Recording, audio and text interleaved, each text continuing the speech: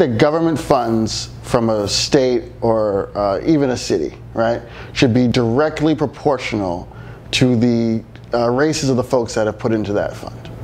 So if you're CalPERS and 18% of the folks are minorities, you should be making 18% investments in those same communities.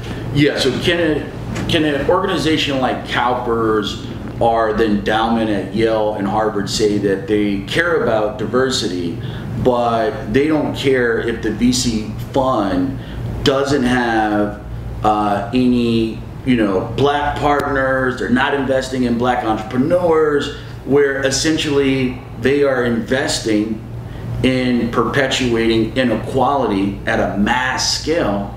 Do you believe they can say they care about diversity, but there's no checks on the venture capital relationship? And one of the problems, again, I think a lot of times in the West Coast approach, is they've said that they've got a commitment or a fiduciary responsibility to get a certain return, independent of what makes up that return. That said, on certain issues, we saw this during apartheid, for instance, they were very specific about removing investments that were supportive of those things.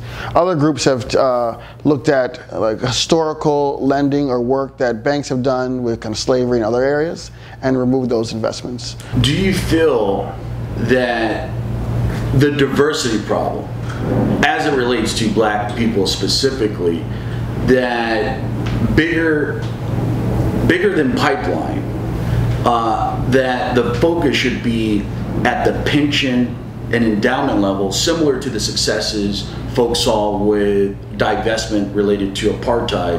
Do you believe really there should be a greater focus on where the money is coming from and holding those big multi-billion-dollar institutions accountable? It is literally possible that you could solve the entire problem with that approach.